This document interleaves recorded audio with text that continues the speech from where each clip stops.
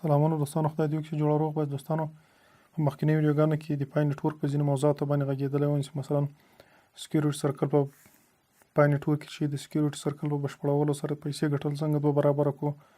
نوم او تخلص رقم اصلاح کړو په راتلونکي کې د اکاونټ په تاییدي کې له مشکل سره مخ نه سو او دغه راز سیشن چې د څه وخت له پای نټورک اکاونټ څخه لوګ آوټ شو چې هغه ګټلې پیسې له لاسه ورنه کړو.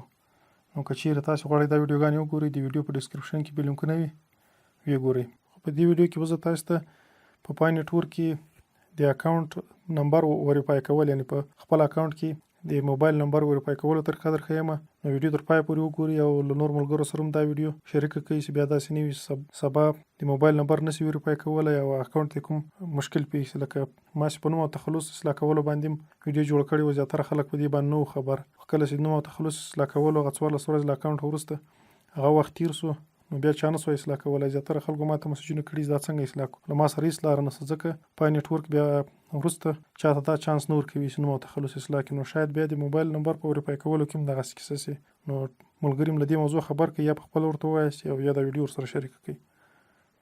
مخکې د موبایل نمبر تر وریفای کولو باید د 2-3 خبرو یادونه وکړم. هغه داسې مخکې تر دې چې تاسې خپل اکاونټ وریفای کړئ، باید تاسې هغه سیم کارت په کوم باندې تاسې غواړئ د خپل اکاونټ وریفای کړئ باید په موبایل کې واچوئ، په کوم چې تاسې پای نټورک اپلیکیشن انسټال کړی ده. او بل په سیم کارت کې باید تاسې لږ تر لږه 20 افغانۍ ولرئ. نو که څه هم ما خپله نمبر وریفای کړو 10 افغانۍ مصرف مې راغلی په افغان سیم نمبر باندې، شاید که په بله شبکه باندې تاسې وریفای کوئ تر 10 افغانۍ زیات راشي. او بل باید تاسې یو قلم کاغذ له ځان سره ولرئ چې دغه 4 عدده کوډ او هغه شمېره چې تاسې باید دا کوډ ولېږئ دا به له ځان سره لیکئ. د اکاونټ وریفای کولو لپاره به تاسې پای نټورک اپلیکیشن خلاص کړئ او دلته په دغه کونج کې به کلیک وکړئ. دا 3 خطه چې دي کله چې دا ووهل لاندې به راسئ پروفایل ته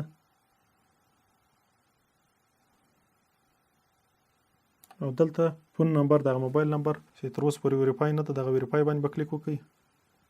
اول بل تر لاندې راسئ منوال انسټرکشنز، دلته تاسو ته لارښوونه کوي. کله چې دا ووهل ګورئ دلته تاسې باید دغه 4 عدده کوډ دا باید له ځان سره په کاغذ باندې دقیق ولیکئ او بل پورته دغه پورته نمبر هم باید چې په اول سر کې مثبت ده بیا یو دی تاسې به 00 نه لیکئ، مثبت 1 او بیا دغه نمبر چې دی دغه نمبر به ولیکئ دقیق له ځان سره. او دلته ګور لاندې لیکلي دي چې ګورئ فکر مې وي چې له دغه نمبر، ځکه دلته دا په خپله باندې دغه پای نټورک اپلیکیشن دا د موبایل نمبر په خپله دلته راخیستې دي چې مسیج باید تاسې له دغه نمبره ولېږئ، داسې نه وي چې له بل نمبره یې ولېږئ. دا کوم نمبر چې سیم کارت چې اوس په دې موبایل کې ده نو دا به کلوز کړئ. بیا به دلته په سټارټ باندې سټارټ به ووهئ. دلته بیا په دغه اوپن اس ام اس په دې باندې به کلیک وکړئ، دا به ووهئ. دلته شاید تاسو ته مسنجر خلاص وي، که خلاص وي بیرته کلوز کړئ. بیا دلته تاسو ته شاید دغه خلاص وي مسیج راسي، د مسیج یې راسي له کومه ځای تاسو مسیج لیږئ. نو که چیرې تاسو د مسیج یې راغلی نو هلته به دغه کوم نمبر چې د 01 په 01 باندې شروع دی هغه به هلته ولیکئ، کوم یعنې هغه ته به تاسې دغه 4 عدده کوډ ولېږئ.